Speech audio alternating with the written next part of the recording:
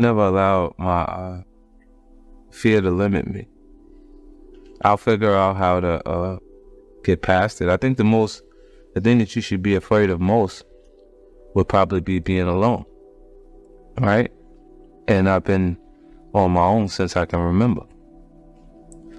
So I got past that point, as a child. So everything else that came was smaller than the loss of my mom's. Never, ever. I never ran from anything because I didn't have nobody to go to. I've always had where I'm going. Home to get me. Ain't nobody there. Right. You know what I'm saying? Like, so I've always been in a situation where I'm forced to deal with it myself, so. Look at this. The rougher side of their experience, we think we got it hard. Here, it's not hard here. You don't see how people fight to come across the border? They want to be here, bro. You see what I'm saying? Like, if you go and look, when you get into those other territories, when their lower level, their poverty is more extreme than ours. You see what I'm saying? And we got some people that have just decided not to try. They're more comfortable in a tent with nothing on their schedule every day. Some of them make the decision to just get the tent and feel no pressure to make it or no pressure to do anything. You know what I mean? And that's just, I can't comprehend the thinking. Like, my thought process is so different from them that I can't relate to it, but it's real. The best advice was Robert. I'm not sure if you're familiar with him. Robert Greene. He wrote the 48 Laws of Power. He wrote 33 Strategies of War and the Art of Seduction. He said everyone is not actually going to be prepared to take the time to actually utilize the information that's given to them. Like, if you pay attention and you actually keep whatever information is coming in front of you, that you choose what's valuable. But the things that you do hear that are valuable, if you make it your business to keep it, even if you have to write it down, so you have to say it to yourself or whatever, and you just keep, the person says something and you go, what did you just say? Hold on a second, put it in my phone.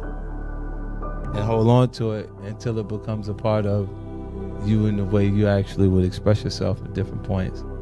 And then you develop a more advanced presentation, and I got that from Robert. When you work for others, you are at their mercy. They own your work. They own you. Your creative spirit is squashed. What keeps you in such positions is a fear of having to sink or swim on your own. Instead, you should have a greater fear of what will happen to you if you remain dependent on others for power. Your goal in every maneuver in life must be ownership. Work in the corner for yourself. When it's yours to lose. You're more motivated, more creative, more alive. The ultimate power in life is to be completely self-reliant, completely yourself. I was signed to Jam Master Jay at JMJ Records. I was there for like 2 years, and I didn't really see myself going any further from in that situation, so I pursued the Trackmasters, Columbia, and I got involved through Corey Rooney. He's from around my way, he introduced me to him, he made that happen, and now I signed with the Trackmasters. I went up to Bearsville, Woodstock, New York, and I was there for 18 days. I recorded 36 songs. They look at you and say, damn, boy, you're young, why your clothes look so old?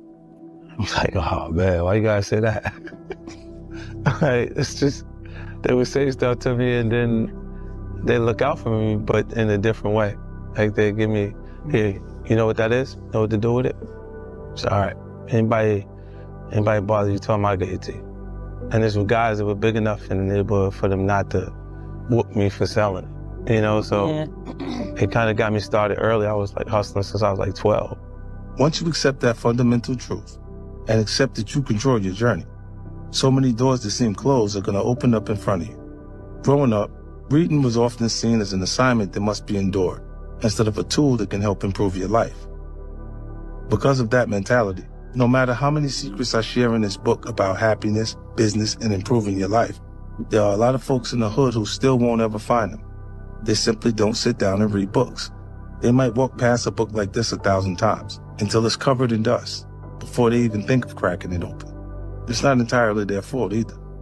A lot of books aren't written in a language that feels accessible to everyone. Personally, I didn't get into reading until I found writers like Donald Goines and Iceberg Slim, who wrote in a voice that felt familiar to me.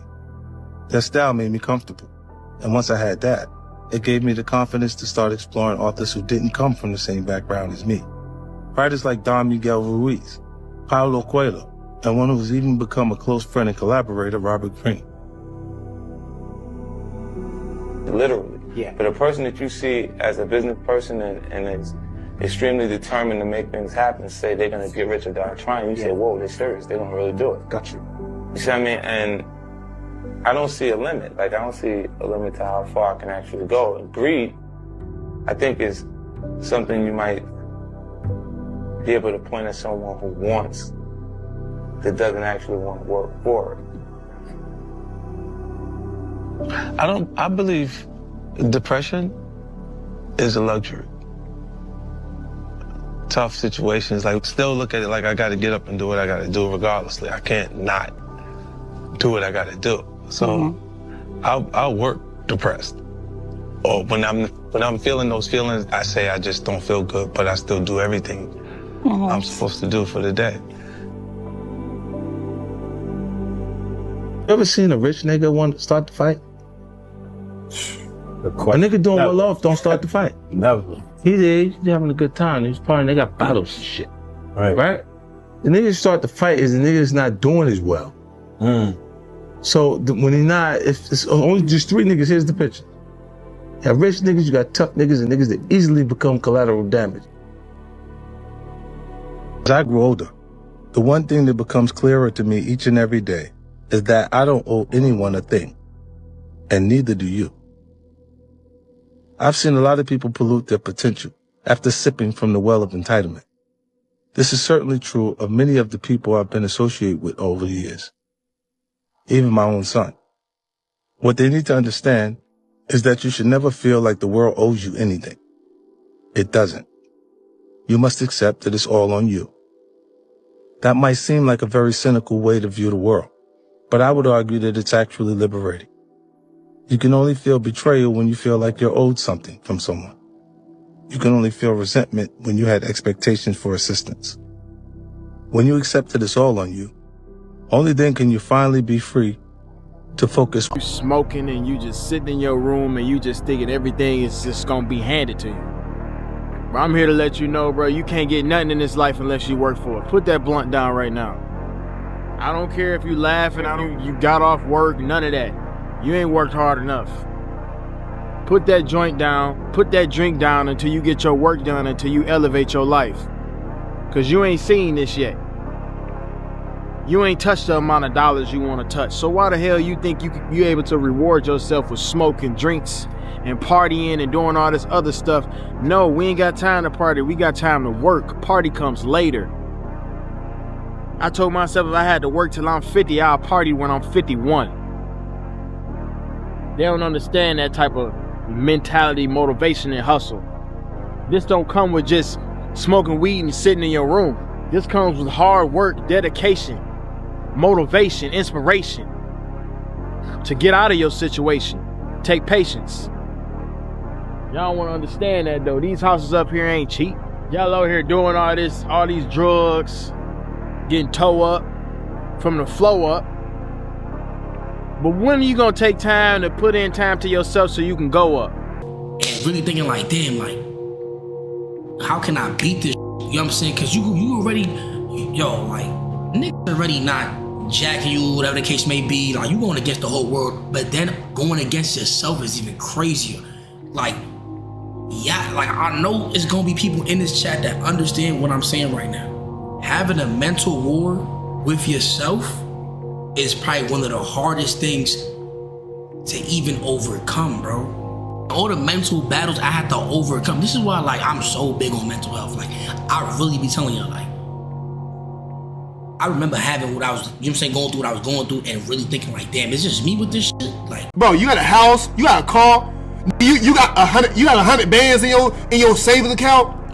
No, you don't got room, you don't got time to be sitting there not being motivated. You got shit to do, you got work to do.